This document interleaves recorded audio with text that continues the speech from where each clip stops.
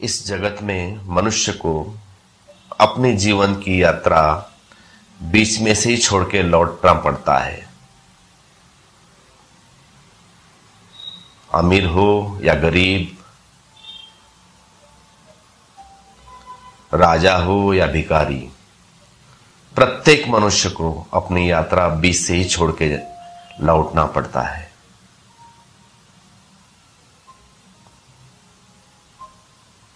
इस संदर्भ में एक छोटी सी कहानी है सिकंदर की। जब सिकंदर भारत से वापस लौटते वक्त घर नहीं पहुंच पाया,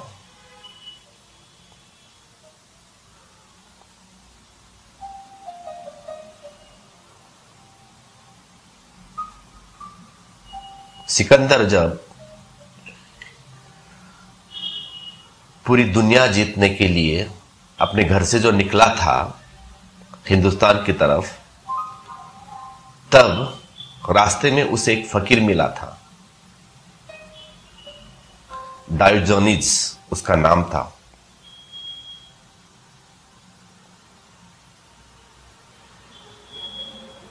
बड़ी खबर थी उस फकीर की, बड़ा अनूठा था वो आदमी, पहुंचा वाला, बहुत नाम था उसका, डायोजनीज का। तो एक छोर पर सिकंदर था और दूसरे छोर पर डायोजनीज था।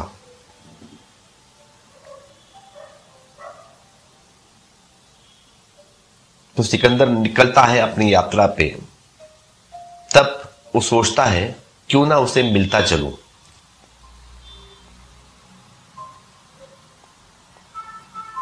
बड़ी खबर सुनी है इस आदमी की,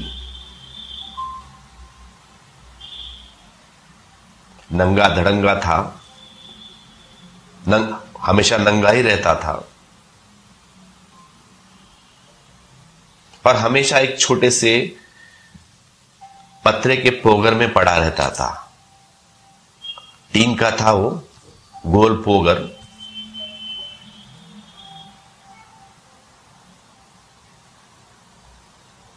और उसे कोई धक्का दे तो यहां से दूसरी जगह भी ले जाना बहुत आसान था वो पोगर।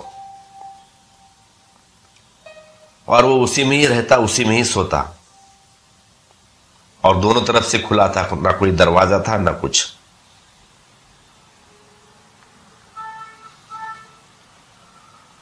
सिकंदर तो सम्राट था, तो उसने खबर भेजी पहले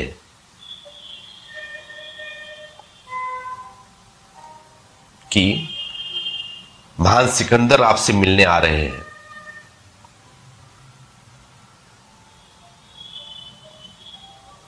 जब भी कोई राजा होता है, किसी को मिलने जाना है, तो पहले वो खबर वहां पहुंचा देते हैं।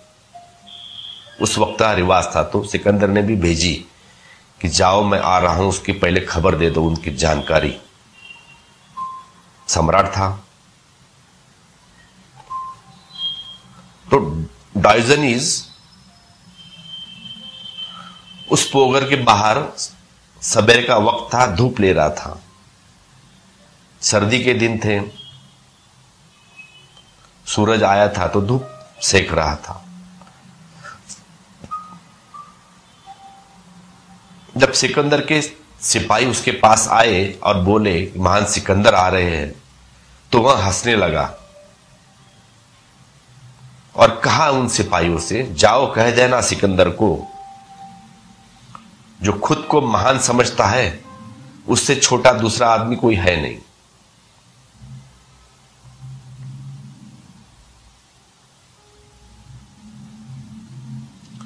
वे सिपाही बोले, बड़ी भूल की बात कर रहे हो।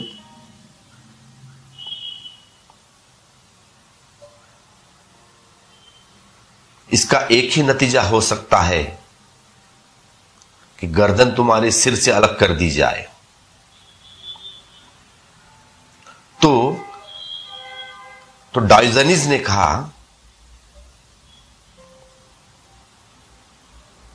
जाओ और कह देना उससे कि बड़ी कठिन बात है ये,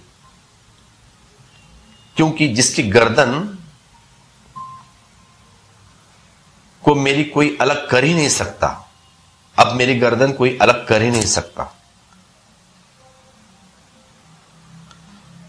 बहुत देर पहले तो मैंने उसे खुद से ही अलग कर दिया है, तो तुम क्या करोगे मेरी गर्दन अलग? कह दो जाकर सिकंदर से, बहुत मुश्किल है ये बात। तुम्हारी तलवार काम नहीं कर सकेगी अब।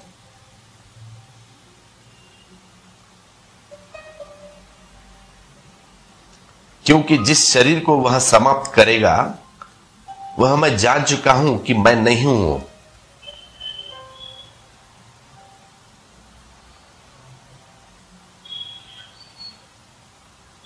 तो सैनिकों ने जाकर सिकंदर को खबर कर दी। सिकंदर आया डायोजनीस से मिलने और कहा, मैं बहुत खुश हूं तुम्हारी बातों से, तुम्हारी हिम्मत और साहस से। तुम संसार में अकेले आदमी हो जिसने सिकंदर को जवाब दिया है, इससे मैं खुश हूं। लेकिन डायोजनीस कहता है, लेकिन मैं बहुत दुखी हूं। तुम्हें देखकर तो मुझे बड़ी दया आती है तुम पर, बहुत दुख होता है तुम्हें देखकर। तुम तो पागल हो। तो सिकंदर ने पूछा, क्या मैं और पागल? क्या है मेरा पागलपन? तो उस फकीर ने कहा,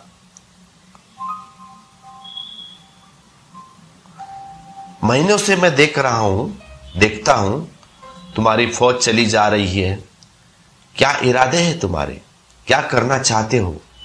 इतने हथियार, इतने घोड़े, इतने सैनिक लेकर ये क्या हो रहा है? कहां जा रहे हो तुम? ये सब तोपे, हाथी लेकर। तो सिकंदर ने जवाब दिया, कहा कि मेरा इरादा पूरे विश्व को जीतने का है। तो डायोजनीस ने पूछा, और उसके बाद?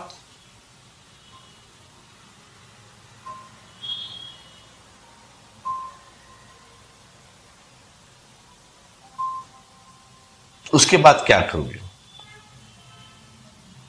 वो पूछते चला गया निरंतर।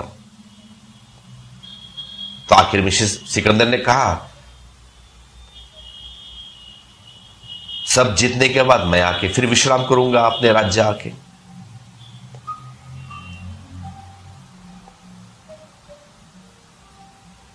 आनंद से रहूंगा। तो डायोजनीस बोला, बड़े पागल हो तुम।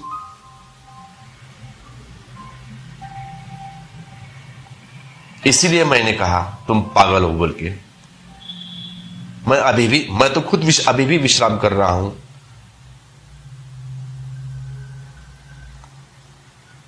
तुम भी आ जाओ, विश्राम करो मेरे साथ।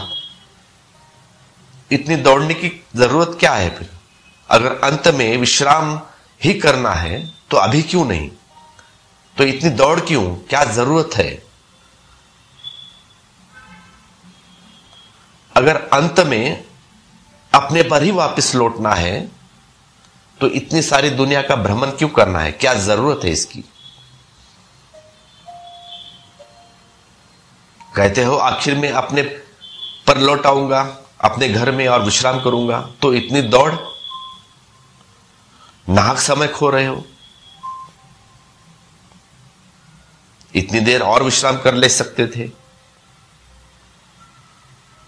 और मेरे झोपड़े में तो काफी जगह है।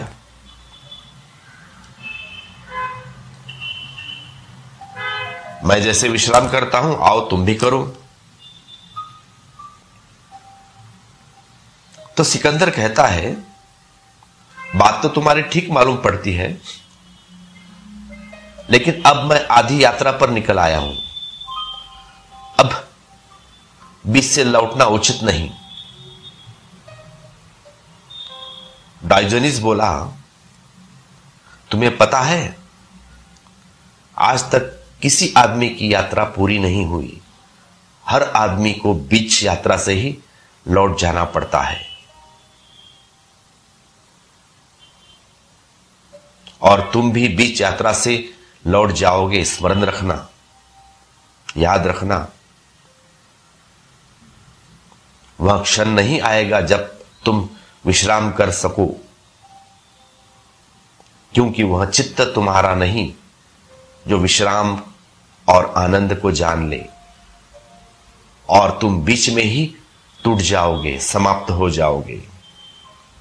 तुम्हारी यात्रा तो नहीं होगी पूरी, तुम पूरे हो जाओगे। और यही हुआ।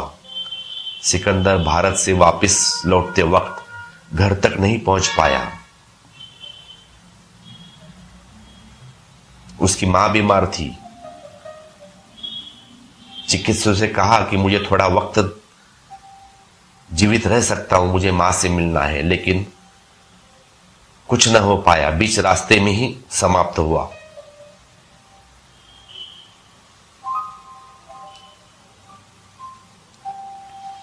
फिर और एक बड़ी अजीब घटना हुई उस दौरान। जिस दिन सिकंदर की मृत्यु हो गई, संयोग की बात है उसी दिन डायोजनीस की भी मृत्यु हो गई। और सारे यूनान में एक ही कहानी प्रचलित हो गई कि मरने के बाद दोनों वैतरणी पर मिले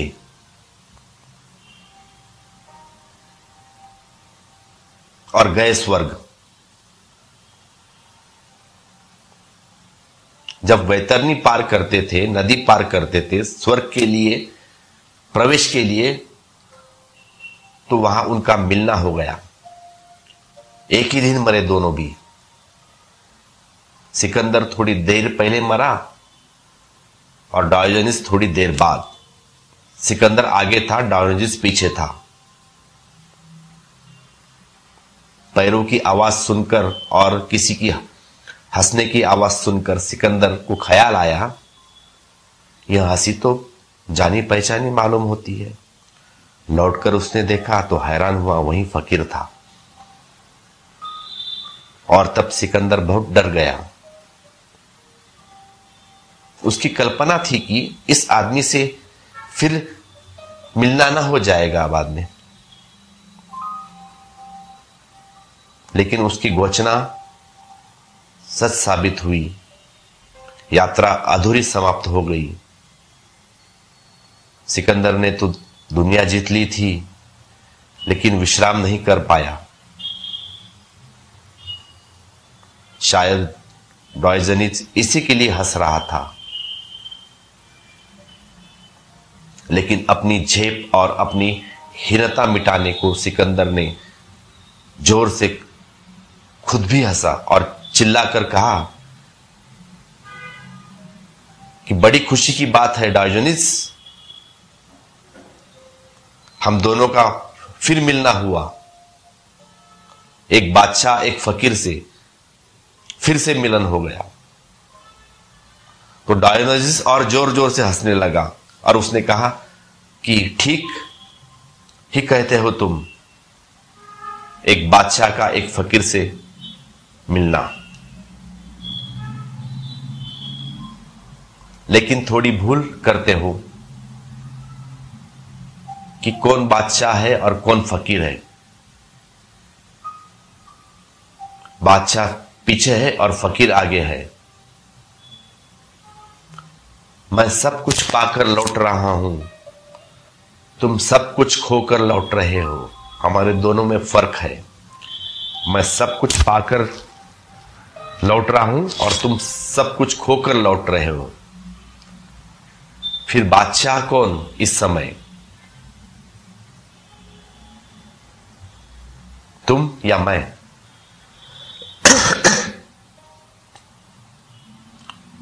एक ऐसी संपदा है मनुष्य के भीतर, उसे पाए बिना कभी कोई पूर्णता न कोई आनंद को उपलब्ध होता है।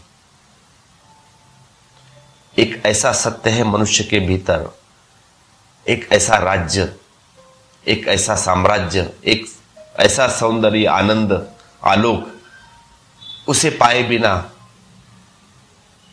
हर आदमी दरिद्र, दीनहीन, दुखी और पीड़ित है। फिर चाहे वह बाहर की दुनिया में कुछ भी पाले, अगर भीतर की जगत में उसके कुछ नहीं पाया तो उसी का सारी संपदा का मूल्य की दौड़ से ज्यादा नहीं, और वह संपत्ति केवल प्रतीत है।